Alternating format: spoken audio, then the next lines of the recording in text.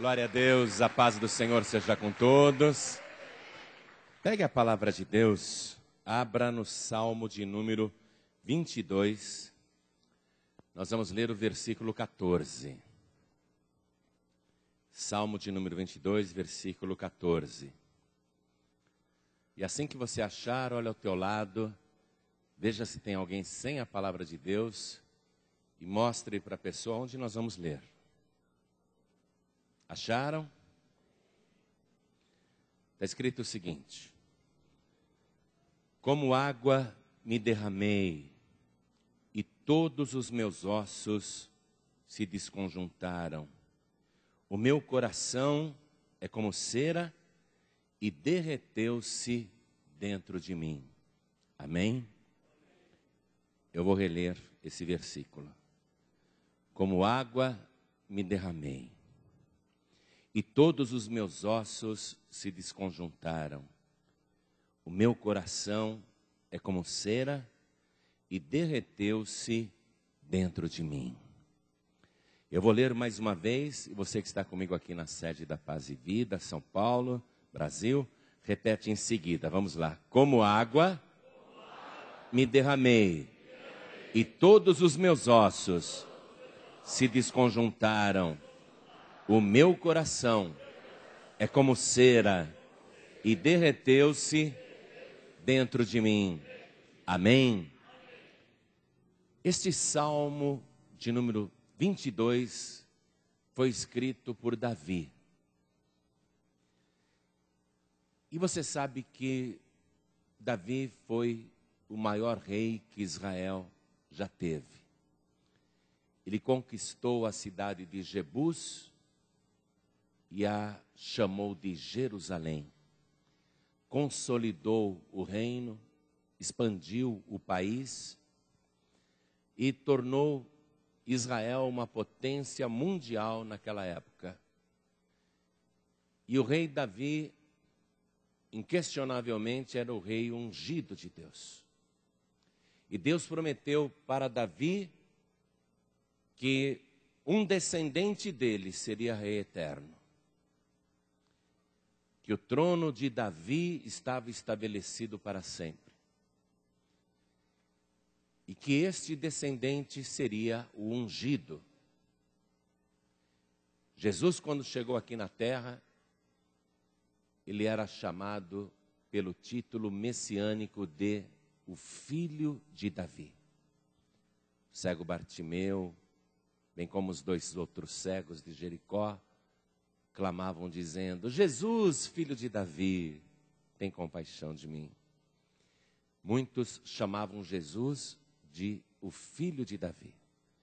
Este salmo de número 22, que foi escrito 1000 anos antes de Cristo, não obstante ter sido escrito pelo próprio Davi, na verdade, é o salmo que está falando com antecedência do sofrimento do filho de Davi.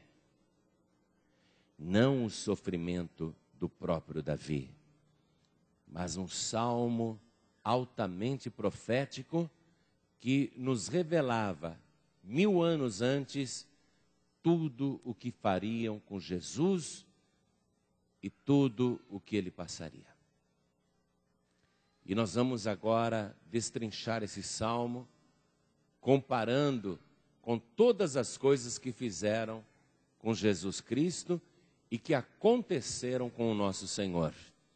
Mas a minha pergunta nesse momento é a seguinte: você acredita que esta é a palavra de Deus?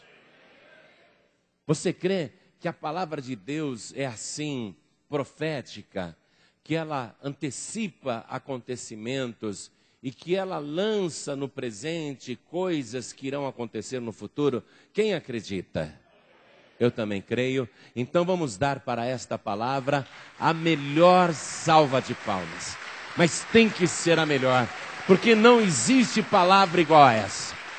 Esta palavra é extraordinária, esta palavra é única, é a palavra de Deus. Então aplaude, aplaude mesmo, glorifica, porque Jesus disse: passarão os céus e a terra, mas as minhas palavras não hão de passar. Então aplaude, dá glória, continua. Você que está nos acompanhando pelo rádio, pela internet, ou por um DVD, ou por um programa na TV, junte-se a nós aqui em São Paulo, glorifique a Deus conosco. Isso, dá glória, glória, glória, glória, continua. Pai querido e Deus amado, todo o teu povo está te glorificando, e com razão, porque não há palavra igual à tua. E o nome pelo qual o Senhor se chama é a palavra de Deus. Então é a ti que glorificamos agora. Bendito seja o teu nome. Senhor, abre o céu para receber este louvor. E sobre cada vida que te glorifica, derrama a tua bênção, a tua graça, a tua virtude, o teu poder. Pai querido, a tua palavra vai ser pregada agora. Ninguém veio aqui para ouvir um homem falar. Todos querem ouvir a tua palavra. Então tome os lábios do mensageiro, tome a boca do pregador, envia a tua palavra com poder e autoridade, e que a tua palavra vá e prospere naquilo para o qual está sendo enviada, em nome do Senhor Jesus. Diga amém, Jesus. Glória a Deus. Poder se assentar, por favor. Vamos começar no Salmo 22, pelo versículo 1. Ele começa assim: Deus meu, por que me desamparaste?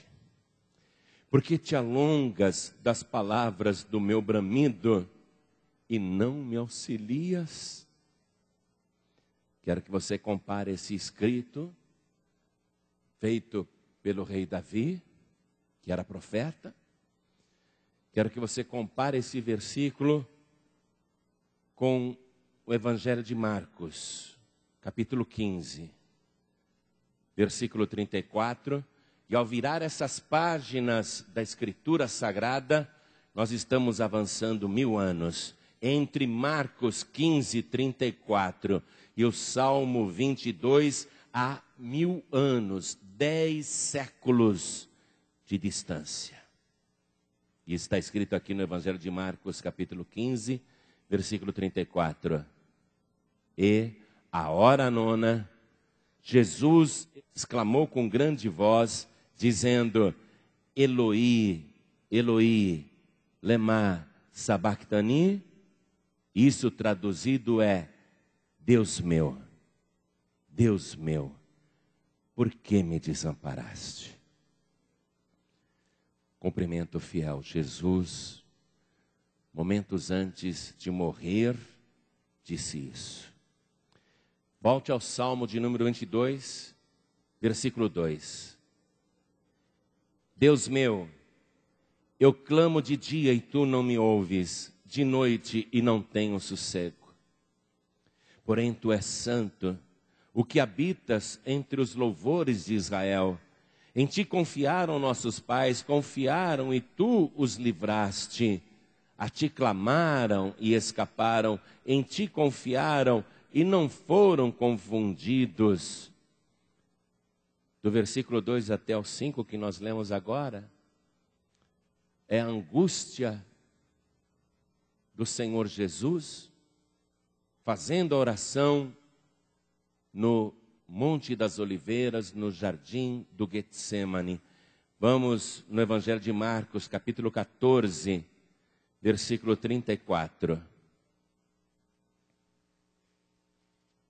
Está escrito assim: E Jesus disse aos seus discípulos: A minha alma está profundamente triste até a morte. Ficai aqui e vigiai. E tendo ido um pouco mais adiante, prostrou-se em terra e orou para que, se fosse possível, passasse dele aquela hora. E disse: Abba, Pai. Essa palavra Abba, em aramaico, era usada pelas criancinhas e significa meu papai. E as crianças usavam a palavra Abba quando queriam pedir alguma coisa muito importante ao seu pai. Então Jesus ele apela. Ele diz, meu papai, como se fosse uma criança. Todas as coisas te são possíveis. Afasta de mim este cálice. Não seja, porém, o que eu quero, mas o que tu queres. E chegando, achou-os dormindo e disse a Pedro, Simão, dormes? Não podes vigiar 1 hora? Vigiai e orai para que não entreis em tentação. O espírito, na verdade, está pronto, mas a carne é fraca. E foi outra vez e orou, dizendo as mesmas palavras. E voltando, achou-os outra vez dormindo, porque os seus olhos estavam carregados e não sabiam o que responder-lhe. Você vê que não apenas o pai não está respondendo, como também os discípulos não estão respondendo. Ele clama e ninguém responde. Continuando a leitura, versículo 41. E voltou terceira vez e disse-lhes, dormi agora e descansai. Basta, é chegada a hora. Eis que o Filho do Homem vai ser entregue nas mãos dos pecadores. Levantai-vos, vamos, eis que está perto o que me trai. Lucas, no capítulo 22, versículo 44, ainda dá o detalhe, que naquele momento em que ele orava, e posto em agonia, orava mais intensamente, e o seu suor tornou-se em grandes gotas de sangue, que corriam até o chão. A angústia foi tamanha, a pressão do Senhor Jesus subiu de uma tal maneira, o nervosismo, a angústia que ele estava sentindo fez com que o seu batimento cardíaco acelerasse muito. E ele com o rosto em terra, clamando, meu Deus, me responde, meu papai, me responde. E naquele momento aconteceu esse fenômeno raríssimo, que é o rompimento dos vasos capilares, microvasos capilares, que arrebentaram, e como ele estava suado, e com a cabeça abaixada, todo o sangue na cabeça, né? O sangue havia descido para a cabeça, então aqueles vasos sanguíneos rompidos, fizeram com que o seu sangue se misturasse com o suor, porque ele transpirava muito, estava muito nervoso, e todo o seu suor veio banhado de sangue, pareciam grandes gotas de sangue que escorriam até ao chão, porque ele estava clamando, querendo um livramento, se possível fosse. Vamos voltar no Salmo 22, versículo 6. Ele diz, mas eu sou verme e não homem, opróbrio dos homens e desprezado do povo. Livro do profeta Isaías, capítulo 53. Vamos ler o versículo 3. Era desprezado e o mais indigno entre os homens, homem de dores, experimentado nos trabalhos, e como um de quem os homens escondiam o rosto, era desprezado. 2 vezes a palavra diz desprezado. E não fizemos dele caso algum. Retorne para o Salmo 22.